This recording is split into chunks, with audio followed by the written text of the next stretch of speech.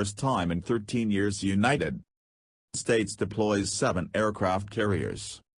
Simultaneously the United States has simultaneously deployed 7 of the 11 U.S. nuclear aircraft carriers for the first time in over a decade.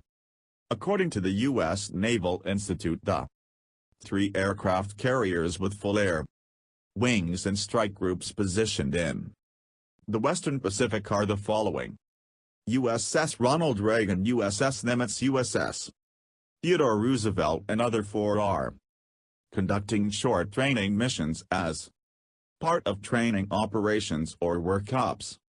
Ahead of deployment, 2 out of 4 are operating in Eastern Pacific: USS Carl Vinson and USS John C. Stennis, and the remaining 2 are operating in the Atlantic: the USS Abraham Lincoln and USS Gerald Ford. Back in 2016, 6 carriers were underway, and it was considered a milestone event by Chief of Naval Operations John Richardson. The last time 7 carriers were deployed dates back to 2004 according to USP. The report quotes an unidentified Navy official to sheds more light on the upcoming drills. The Reagan, Nimitz, and Roosevelt strike groups are all operating in the United States 7th Fleet area of operations. Reagan is operating in the Sea of Japan near the Korean Peninsula, and while Nimitz is returning to its home port, the naval station Kitsap, Bremerton Wash, after of deployment to the Persian Gulf to conduct airstrike against ISIS targets. Roosevelt deployed from San Diego on October 7, set to replace Newman's as part of the continued United States operation against ISIS. More basic details were provided by the report for the remaining aircraft carriers. Vincent is conducting a planned sustainment exercise and flight tests with the F-35C Lightning II Joint Strike Fighter, while Stennis left Kitsap, Bremerton last week for training after coming out of a repair period. A sailor on Vincent was injured Friday after being struck with the plane being towed on the flight deck.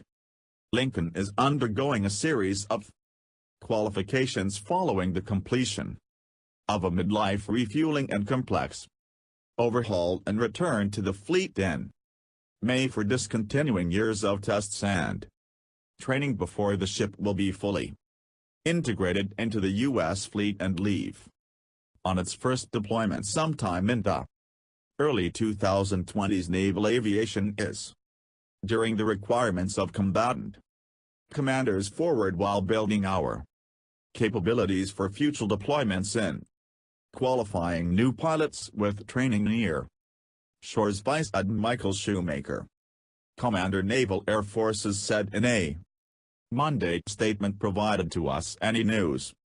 The addition of USS Gerald Ford is exciting as we test the capabilities for the future. This up-tempo is not ordinary, but the demand for carriers remains as high as ever. Also on Monday, VO's White House Bureau Chief Steve Herman confirmed what had been speculated previously, namely that 3 of the carriers will participate in an extremely rare drill in the Eastern Pacific right off the Korean Peninsula. Last week, Chairman of the Joint Chiefs General Joseph Dunford tried to defuse the situation, saying that these 3 carriers are not there specifically targeting North Korea. This is a routine demonstration of our commitment to the region. The exercises overlapping President Trump's 12-day excursion across Asia amid high tensions between Pyongyang and Washington indicatively. As of last week, this was the latest positioning of us scariest strike groups, courtesy of Stratford, with 7 carriers deployed today, of which 3 about to launch trails in Western Pacific. We find it odd this is all occurring around President Trump's trip to Asia on October 28. North Korea accused the U.S. of making criminal moves for igniting a war of aggression. After Kim Jong-Un learned 3 U.S. Navy carriers will operate nation waters.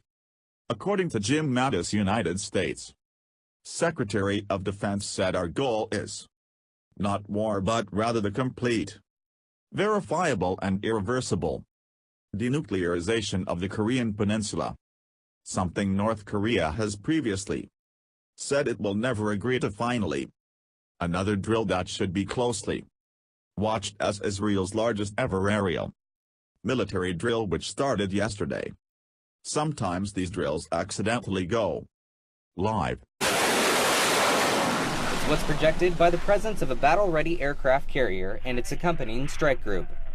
Both USS John C. Stennis and USS Ronald Reagan strike groups have joined forces in conducting dual aircraft carrier operations in the Philippine Sea. To help strengthen the ties between them, the ships and aircraft assigned to both aircraft carrier strike groups began coordinating operations in international waters.